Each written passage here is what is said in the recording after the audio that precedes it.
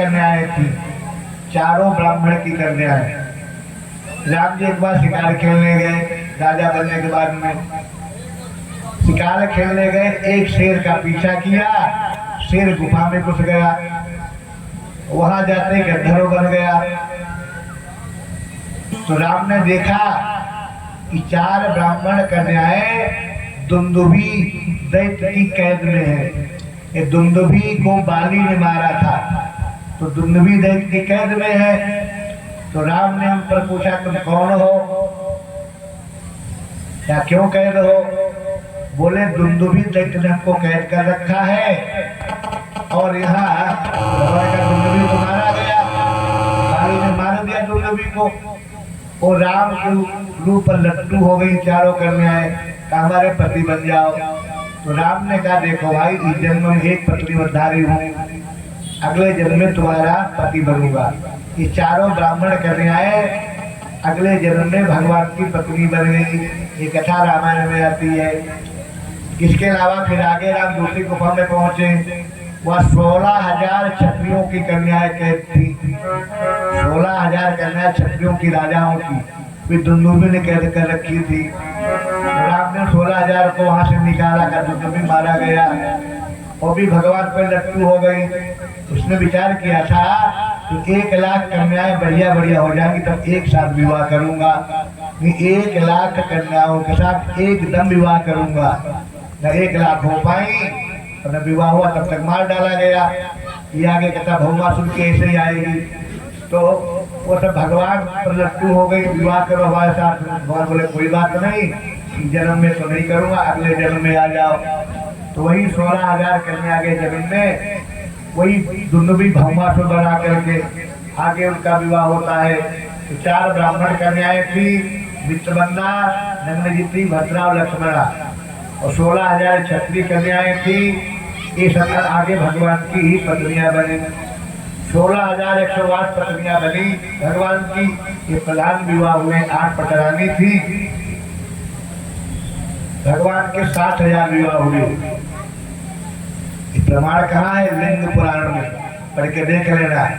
हम भागवत के साथ कई पुराने लेकर चल रहे हैं, एक पुराने 10 पुराणों को उदाहरण दे रहे हैं। 60,000 विवाह कहाँ हुए? लिंग पुराण में प्रमाण है, पढ़ के देख लेना। 16,000 तो भागवत में आई है, तो 60,000 वो कन्याएं सब लिंग पुराण में कहानी विवाह की जाती है। अब एक भौमासुर नाम का दैत्य था, वो पृथ्वी का बेटा था, बहुत बलवान था, जिसकी कन्या सुंदर देखे उठा ले जाए। आज भी ऐसे ही हो रहा है। 2-2, 3-3, 4-4, 5-5 साल की कन्याओं का अपहरण हो रहा है। उसे बलात्कार करके मार डाला जाता है और बाद में फेंक दिया जाता है। ये मुसलमान लोग ज्यादा कर रहे हैं, हिंदू लोग भी कर रहे हैं। और जो बड़ी होती 18 से 25 साल वाली, उनको विवाह कर लेते हैं, फिर जाके विदेशों में बेच देते, किसी को मार डालते हैं। हिंदू ही कन्या ज्यादातर मुसलमान साथ ब्याही जा रही हैं, उनका बलात्कार भी होता है और विदेशों में बेच दी जाती है। बड़ी दुर्गति होती है। ये हमारा दुर्भाग्य हिंदू धर्म का है कि हमारे सबकी कन्याएं, क्या उनके लिए कहा जाए, ज्यादा कहना ठीक नहीं। तो जिसकी कन्या सुंदर पाता था, उठा ले जाता था, जेल में बंद कर देता था, तनाही में रख देता था नजर के। 16,108 कन्या, 16,100 हो चुकी थी। 1,00,000 हो जाएंगी तो विवाह करूंगा। कहीं लिखा 20,000 हो जाएंगे तो विवाह करूंगा। अलग अलग पुराणों का प्रमाण है। और कहा कि इतने रूप बनाऊंगा, जितनी कन्याएं होंगी उतने रूप बना के विवाह करूंगा और खूब मजे गुलछर्रे उड़ाऊंगा। राजा कभी बूढ़े पर नहीं होते, जवानी खत्म नहीं होती थी, ताकत कम होती नहीं थी। तो भगवान सुखदेव ने पूछा, महाराज सुखदेव से पूछा, महाराज बताइए भौमासुर कौन था? और मैंने सुना कि भगवान ने इंद्र का, भौमासुर ने इंद्र का छत्र, उनकी माता के कुंडल चुरा लिए थे, छीन लिए थे और अधिकार सबके कह लिया था। इंद्रे रहत छत्रे हत कुंडल बंधुना ज्ञापितो भौम चेष्टितम। इनका छत्र छीन लिया, आदित्य के कुंडल छीन लिए जिसके पास जो जो बढ़िया था सबका सब छीन लेता था दैत्य। इसका राज्य था प्राग ज्योतिषपुर, जिसे आजकल भूटान कहते हैं। भूटान का नाम था पहले प्राग ज्योतिषपुर। यहाँ का राजा था भौमासुर। इसका मंत्री बड़ा बलवान था, मंत्री को कोई हरा नहीं पाता था। तो भगवान सत्य बाबा जी को लेकर साथ में गए। जब इसका जन्म हुआ तो पृथ्वी मैया ने कहा था कि मेरे पुत्र का वध मत करना। तो भगवान ने वरदान दिया था, जब तुम कहोगी तभी मैं इसका वध करूंगा। सत्य बाबा को साथ लेकर गए, पृथ्वी का अवतार थी। सबसे पहले उसके मंत्री का वध किया भगवान ने, फिर भौमासुर के पुत्रों का वध किया भगवान ने। एक इसका बहुत बढ़िया सेनापति था, उसके कई सिर थे, उसका वध किया भगवान ने। फिर भौमासुर आया, भौमासुर का वध किया भगवान ने। भौमासुर पर वज्र भी निष्फल हो जाता था, ऐसा पवित्र उसका शरीर था मैदान के कारण। अंत में भगवान उसका वध कर दिया और भगवान पहुंचे जाकर के उसकी जेल खाना में। सब राजकारियों को, राजकुमारियों को छुड़ाया। कहा अपने अपने देश चली जाओ, मैं पहुंचा देता हूँ। तो कन्याओं ने रोक करके कहा, महाराज बताओ, इतने साल हमें इसके रहते हो गया, लोग हमें। अच्छा एक बात बढ़िया थी कि किसी के साथ में बलात्कार नहीं किया, किसी को छुआ तक नहीं उसने। बंद जरूर किया, उठा के लाया, किसी को छुआ तक नहीं। ऐसा भौमासुर था, नियम का पक्का था। विवाह करेंगे तभी से भोग करेंगे, तब तक नहीं करेंगे। कहा कि हमें कौन स्वीकार करेगा, हमारे माता पिता घर में घुसने नहीं देंगे, और की बात छोड़ो। तो भगवान तो अब जाके क्या करोगे, हमें आत्महत्या कर लूंगी, या तो आग लगा लूंगी, या पार से कूद जाऊंगी, या जल में डूब जाऊंगी, अब पार नहीं रखूंगी। तो भगवान ने कहा ऐसा मत करो, तो तुमको सबको मैं स्वीकार करता हूँ। भगवान ने गरुड़ का आदेश दिया, सब कन्याएं द्वारिका भेज दी गई और भगवान पहुंच गए इंद्रलोक में। एक कथा आती रामायण में दूसरी, भगवान की 16,100 पत्नियां क्यों हुई। राम जी ने 100 अश्वमेध किए थे, लिखा करोड़ों किए, भाग रामायण लिखा रामचरितमानस में। कोटिन बाज में प्रभु की ने, कोटिन बाज में प्रभु की ने, कोटिन बाज में प्रभु की ने, कोटिन बाज में प्रभु की ने।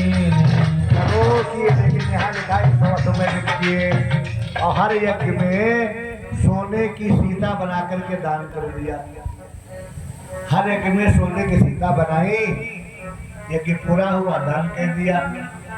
एक कथा आती है, एक बार इन्होंने सीता जी की 16 मूर्तियां बनाई सोने की, और बाद में अपने आचार्य वशिष्ठ जी को 16 सीताएं दान कर दी।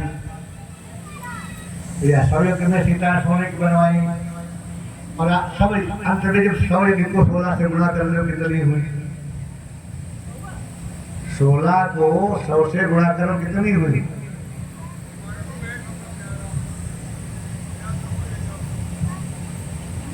उनको 16 से गुणा करो, उनको 100 से गुणा करो, तो 16,100 पत्नियां हो गई। इतनी सोने की मूर्तियां सीता जी की राम ने दान की गुरु वशिष्ठ जी को।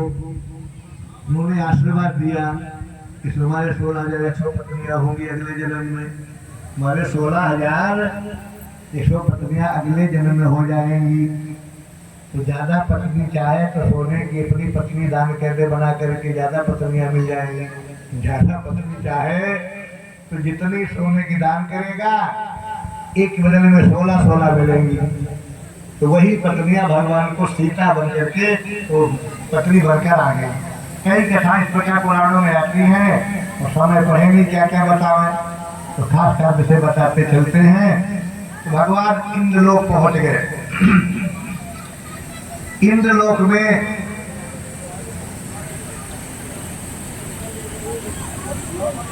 जन्मदिन होता, जन्मदिन बच्चे के जन्म को वर्धापन कहते हैं। वर्धापन संस्कृत में वर्धापन शब्द आया है, तो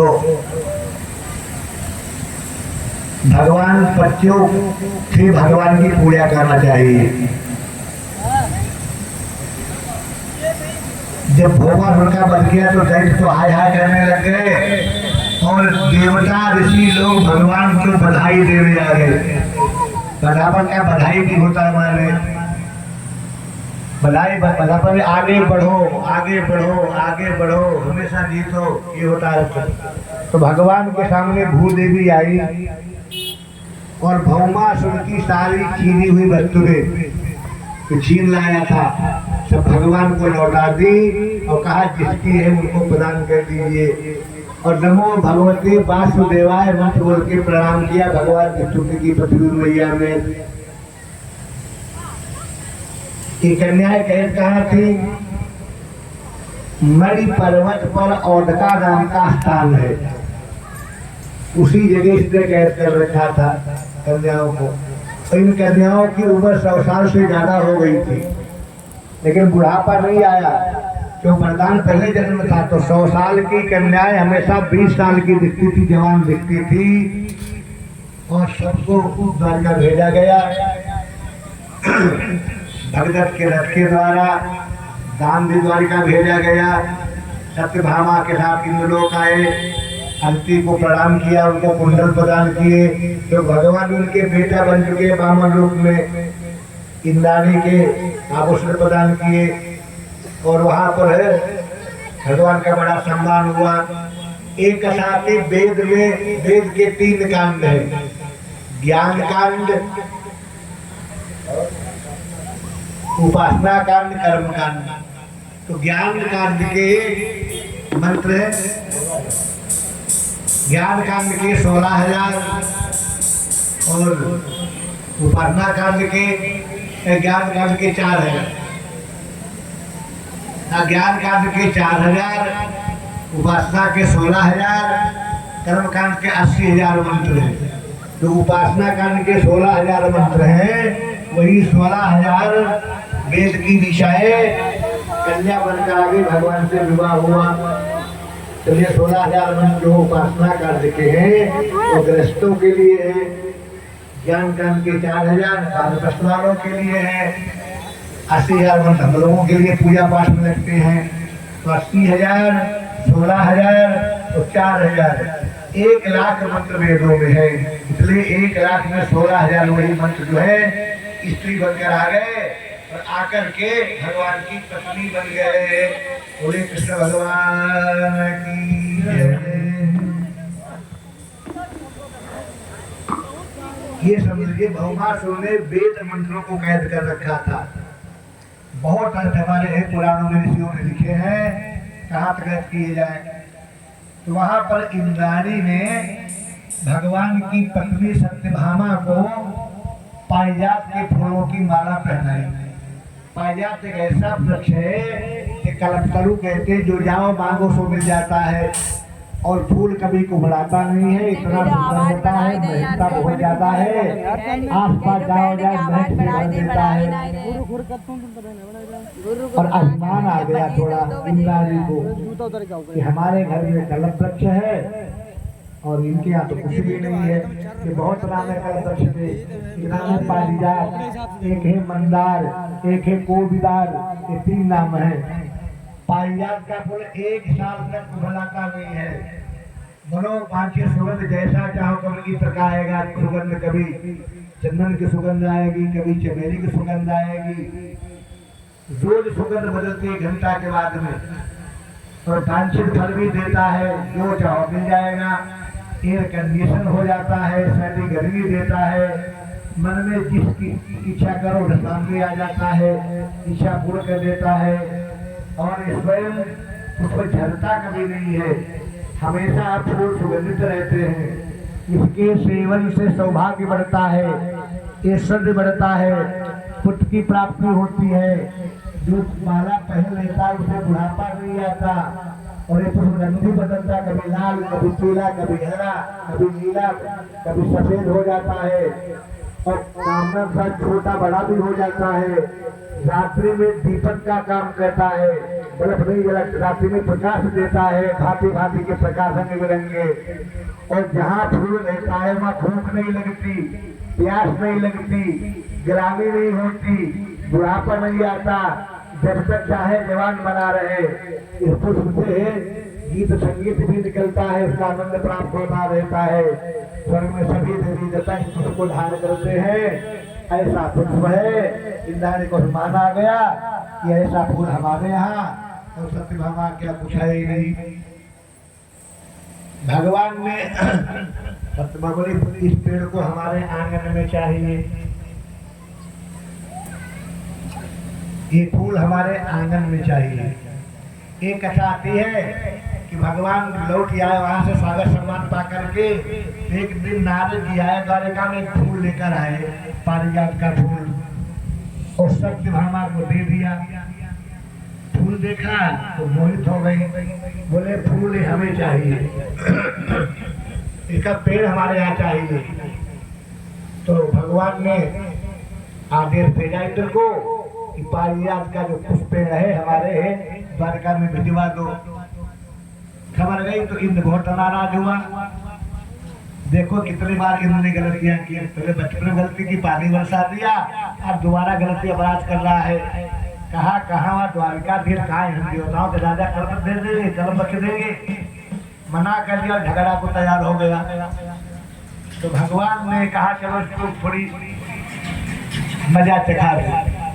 भगवान ने गरुड़ जी को याद किया और भगवान सजे बैठे याद वेश वीर बेस में खगेश पर पान कर वीरा का रस छक छक के गदा और धंसदार चकली कर में समझ के एक मेरे साज दसो दिग्गज दहल उठे हल उठे हौसले खूबराज तक के खाने लगे सो के वेद भी को चुराने लगे पैर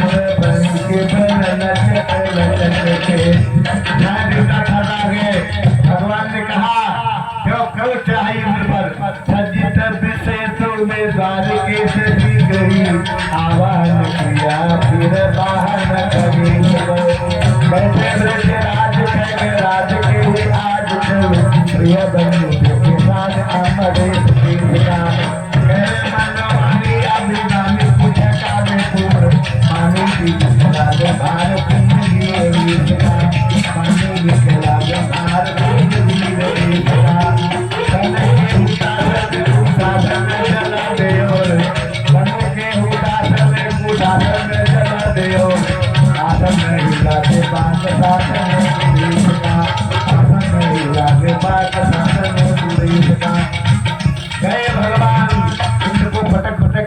बांध लिया, पायजात उखाड़ लिया, ढलिया गरुड़ को लेकर आ गए द्वारिका में। और सत्यभामा के महल में पारिजात लगा लिया।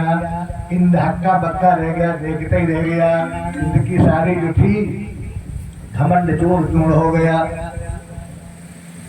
एक कथा आती है, इस प्रकार भगवान कहते हैं भगवान के 60,108 विवाह हुए।